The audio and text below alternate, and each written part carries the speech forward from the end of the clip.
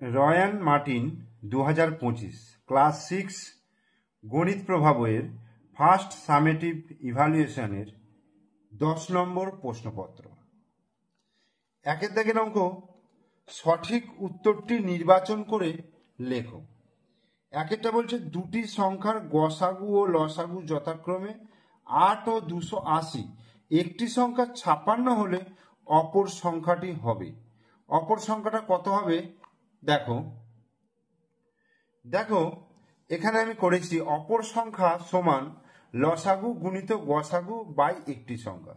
এখানে লসাগু বলে দিয়েছে 280 আর গসাগু বলে দিয়েছে 8, তাহলে 280 গুণিত 8 আর একটি সংখ্যা বলে দিয়েছে 56, তাহলে 8 দিয়ে 56কে কাটলে দেখো 8 সাথে 56 মানে 27টা 56 হয়, আবার 7 দিয়ে 280কে কাটলে 40 হয়, তাহলে অ্যান্সার হয়ে গেল 40। অর্থাৎ এখানে অপশন যেটা রয়েছে সি এর অপশনটা 150 টাকার 1/2 অংশ থেকে কত টাকা নিলে 30 টাকা পড়ে থাকবে। তাহলে 150 টাকার 1/2 অংশ আগে বার করব, সেখান থেকে কত টাকা নিলে 30 টাকা, মানে সেখান থেকে 30 বিয়োগ করলে আমার উত্তরটা চলে আসবে। 150 টাকার 1/2 অংশ মানে 150 গুণিত 1/2, এটা কাটাকুটি করলে দেখো 7 দুগুণে 14, 5 দুগুণে 10, অর্থাৎ 75 টাকা। 75 টাকা হলো। এবার এখান থেকে কত টাকা নিলে 30 টাকা পড়ে থাকবে, তাহলে 75 বিয়োগ 30, তাহলে কত হবে 45, তাহলে উত্তর হয়ে যাবে 45, অর্থাৎ বি এর অপশনটা, বি এর অপশনটা হয়ে গেল উত্তর। 3 দাগের বলছে 1 থেকে 100 পর্যন্ত সংখ্যার মধ্যে সহজে মৌলিক সংখ্যা খোঁজার পদ্ধতি বলেছিলেন।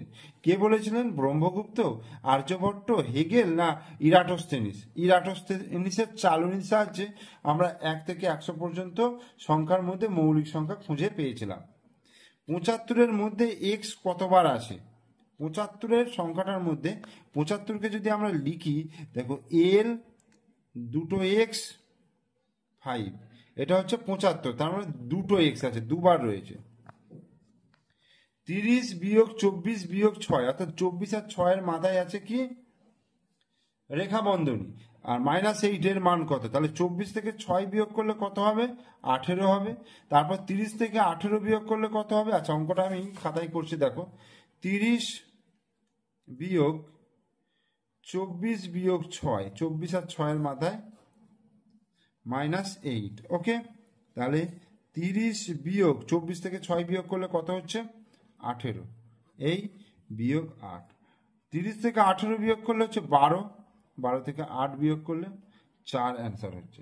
তাহলে এখানে সি এর অপশনটা উত্তর হয়ে যাবে। এরপরে প্রদত্ত রোমান সংখ্যাগুলি কোনটি সঠিক নয়?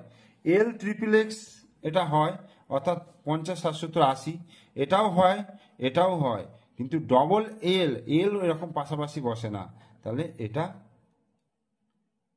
হবে না, সঠিক নয়। 5 × x-2 + 6 সংখ্যামালা ধ্রুবক পদ হলো, কোনটা ধ্রুবক পদ? 6।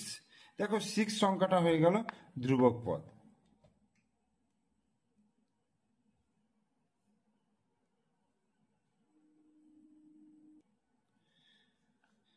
আচ্ছা, এটা একটু ভুল হচ্ছে সম্ভবত, আমি এটাকে ক্যালকুলেশনটা করি। দেখো 5x - 5 দুগুণে 10 + 6, আচ্ছা এটা ক্যালকুলেশন করলে দেখো 5x - 4, তাহলে ধ্রুবক পদ হয়ে যাচ্ছে -4। সো বি এর অ্যান্সারটা হবে, ডি এরটা নয়। ঠিক আছে। প্রদত্ত কোণগুলির মধ্যে কোনটি সূক্ষ্মকোণ? 90 ডিগ্রি থেকে ছোট কোণকে সূক্ষ্মকোণ বলে, তাহলে 30 ডিগ্রি কোণ। একটি ত্রিভুজের দুটি কোণের প্রত্যেকটির মান 60 ডিগ্রি হলে ত্রিভুজটি কি হয়ে যাবে? ত্রিভুজটি সমবাহু ত্রিভুজ হয়ে যাবে। কারণ দুটো কোণ যদি 60 ডিগ্রি হয়, তাহলে তৃতীয় কোণটাও 60 ডিগ্রি হয়ে যাবে। 60, 60, 60, তিনটে 60 করে হয়ে গেলে তিনটে বাহুই সমান হয়ে যাবে, তাহলে সমবাহু ত্রিভুজ। একটি বৃত্তাকার ক্ষেত্রে ব্যাসের দৈর্ঘ্য 12 সেমি হলে বৃত্তাকার ক্ষেত্রটির ব্যাসার্ধ কত? ব্যাসকে 2 দিয়ে ভাগ করলে ব্যাসার্ধ পেয়ে যাব, তাহলে 12কে 2 দিয়ে ভাগ করলে কত হবে? 6 সেমি। তাহলে 1 দাগের গুলো হয়ে গেল। এবার 2 দাগের দেখো, 2 দাগের বলছে যে কোনো 4টি প্রশ্নের উত্তর দিতে বলেছে। এখানে বাম দিকের সঙ্গে ডান দিক মেলাতে বলেছে। 48 সব থেকে কাছে 10-এর গুণিতকে পূর্ণ সংখ্যা, 48 কত হবে? 50 হবে, তাহলে এইটা এ হলো। 88কে 100 গুণিতকে করলে তাহলে এটা 100ই হবে, তাহলে এইটা বি হয়ে গেল। 765কে 1000-এ গুণিতকে করলে 1000 হবে, তাহলে এটা সি হয়ে গেল। 1772কে 10-এর গুণিতকে করলে 1770 হবে, এটা ডি হয়ে গেল। মানের ঊর্ধ্বক্রম অনুসারে সাজাতে বলেছে, অর্থাৎ ছোট থেকে বড়। সব থেকে ছোট দেখো আগে কটা করে সংখ্যা রয়েছে দেখো, 1 2 3 4 5 6 7, 1 2 3 4 5 6 7, 2 4 6 7, 2 4 6 7, প্রত্যেকটা 7 অঙ্কের সংখ্যা। এবার দেখো প্রথম 7 আছে, 7 আছে, 7 আছে, 7 আছে, 5 আছে, 5 আছে, 5 আছে, 5 আছে, তারপর 2 2 2 2, তারপরে দেখো 5 5, এটা 6, এটা 5, তার মানে 6 এটা হয়ে গেল 4 নম্বর পজিশনে, মানে এটা সব থেকে লাস্টে। ঠিক আছে, এটা হচ্ছে সব থেকে বড় সংখ্যা। এইবার এই তিনটের মধ্যে দেখো এটা 7 আছে, এটা 6 আছে, এটা 6 আছে, তাহলে 7টা হয়ে গেল এই তিনটের মধ্যে বড়, তাহলে এইটা হয়ে গেল 3 নম্বর পজিশনে। ঠিক আছে, এটা 3 হয়ে গেল। এবার এবার 6 আছে, এটা এটা 5 আছে, তাহলে এটা 2 নম্বর পজিশনে হলো, এটা 1 নম্বর। তার মানে এটা সব থেকে ছোট, তারপরে এটা, তারপরে এটা, তারপরে এটা। এবার সরল করতে বলেছে, দেখো এই অঙ্কটা সরল করছি।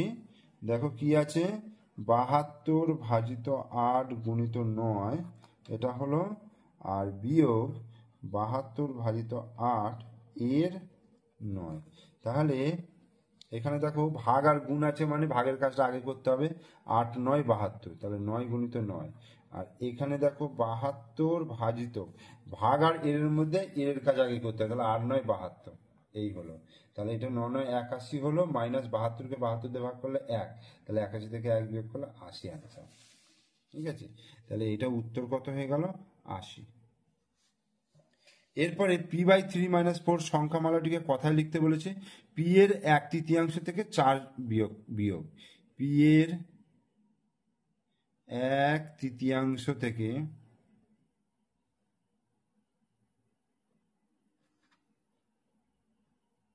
থেকে 4 বিয়োগ, এটা হয়ে গেল। প্রদত্ত সংখ্যাগুলিকে নিকটতম 100 গুণিতকে প্রকাশ করে বিয়োগ করতে বলছে।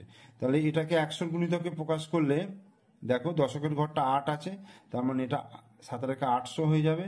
আর এটা 6 আছে দশকের ঘরে, তার মানে এটা 400 হয়ে যাবে। তাহলে 800 থেকে 400 বিয়োগ করলে 400 অ্যান্সার।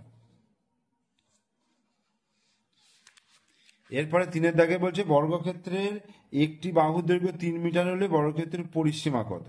বর্গক্ষেত্রের পরিসীমার সূত্র হচ্ছে 4 গুণিত একটি বাহুর দৈর্ঘ্য, 4 গুণিত একটি বাহু, 4 গুণিত বাহু, তার মানে হচ্ছে 4 গুণিত 3 সমান 12 মিটার। 12 মিটার উত্তর হয়ে গেল।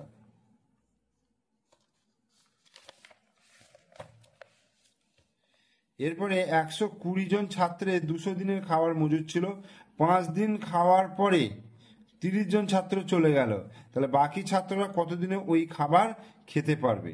120 জন ছাত্রের মধ্যে 30 জন ছাত্র চলে গেল, মানে বাকি রইল 90 জন।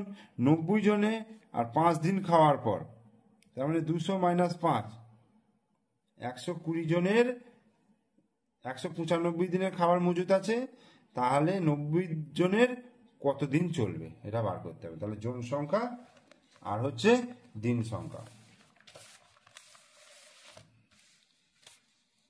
তাহলে কি লিখব, ছাত্র সংখ্যা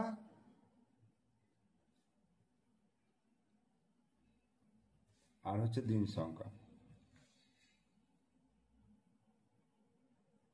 ছাত্র সংখ্যা হচ্ছে 200 জন ছাত্রে, দেখো 5 দিন খাওয়া হয়ে গেছে, তার মানে 200 জন নয়, 120 জন। 120 জন ছাত্রের 200 দিনের খাবার মজুদ ছিল, সেখান থেকে 5 দিন খাওয়া হয়ে গেছে, তার মানে 195 দিন বাকি আছে। এই 120 জনের 195 দিনের খাবারটা 120 মাইনাস 30 জন চলে গেছে, মানে 90 জন। এই 90 জনের কতদিন চলবে, তাহলে কি লিখব, 120 জন ছাত্রের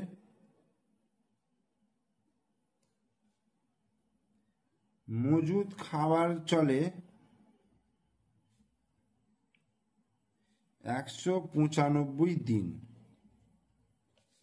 একজন ছাত্রের মজুদ খাবার চলে, ভুল হলো সম্ভবত, 120 জন ছাত্রের মজুদ খাবার চলে 195 দিন। তাহলে একজন ছাত্রের মজুদ খাবার চলবে তো বেশি দিন চলবে, তার মানে 195 গুণিত 120, ঠিক আছে। আর 90 জন ছাত্র তাহলে কম দিন চলবে, নিচে ভাগ হয়ে যাবে, তাহলে 195 গুণিত 120 বাই 90, এটা হলো।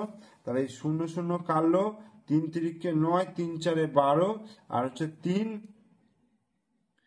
3 6 18, 3 5 15, এই হলো।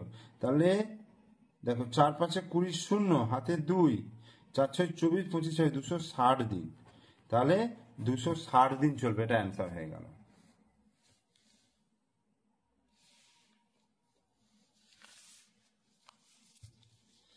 আর 40টি রসগোল্লা, 64টি সন্দেশ কোনোটি না ভেঙে সবচেয়ে বেশি কতজনকে সমান সংখ্যায় দিয়ে যাবে? এদের গসাগু করলেই হয়ে যাবে। তাহলে গসাগুটা যদি করি, দেখো 48 আর হচ্ছে 64, এদের গসাগু করলে দেখো 2, 24 দুগুণে 48, 32 দুগুণে 64, 2, 12 দুগুণে 24, 16 দুগুণে 32, 2, 6 দুগুণে 12, 8 দুগুণে 16, 2, 3 দুগুণে 6, 4 দুগুণে 8। তাহলে এখান থেকে দেখো গসাগু হচ্ছে 16, 2 দুগুণে 4, 4 দুগুণে 8 দুগুণে 16, তাহলে গসাগু হচ্ছে 16। তাহলে উত্তরটা কি লিখবো? 48টি রসগোল্লা আর 64টি সন্দেশ কোনোটি না ভেঙে 16 জনের মধ্যে ভাগ করে সমান সংখ্যায় দেওয়া যাবে। তাহলে রমার কাছে যতগুলি স্ট্যাম্প আছে 2/3 অংশ আমাকে দিল, 2/3 অংশ আমাকে দিল। রমা যদি 18টি স্ট্যাম্প আমাকে দেয়, তার মানে 2/3 অংশ সমান কত হচ্ছে? 2/3 অংশ সমান কতগুলো? 18টি স্ট্যাম্প, ঠিক আছে। আর 1 অংশ সমান তাহলে কি হবে? 18 ভাজিত 2/3, তার মানে 18 গুণিত 3/2, 2 9 দুগুণে 18, 3 9 27, তাহলে 27টি স্ট্যাম্প। তাহলে রমার কাছে কতগুলি স্ট্যাম্প ছিল? 27টি স্ট্যাম্প ছিল। একটি শহরের লোক সংখ্যা 2,98,72,600, এদের মধ্যে পুরুষ এতজন এবং মহিলা এতজন, তাহলে শিশুদের সংখ্যা কত?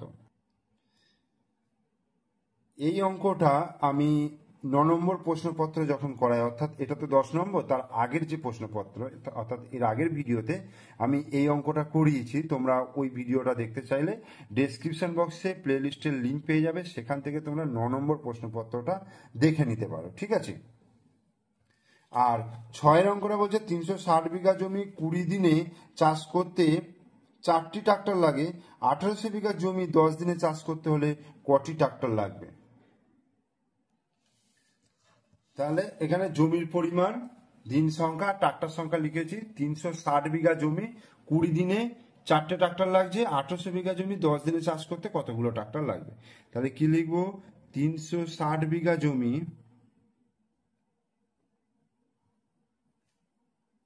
20 দিনে চাষ করে 4টি ট্রাক্টর, তাহলে 360 বিঘা জমি একদিনে চাষ করে কটি ট্রাক্টর? তাহলে 360 বিঘা জমি একদিনে চাষ করতে হলে বেশি ট্রাক্টর লাগবে, তাহলে 4 গুণিত 20টি ট্রাক্টর। আর 1 বিঘা জমি একদিনে চাষ করতে তাহলে কম ট্রাক্টর লাগবে, 4 গুণিত 20/360টি ট্রাক্টর। এবার 1800 বিঘা জমি একদিনে চাষ করতে তাহলে বেশি লাগবে, 4 গুণিত 20 গুণিত 1800/360। আর 1800 বিঘা জমি 10 দিনে যদি চাষ করে তাহলে কম লাগবে,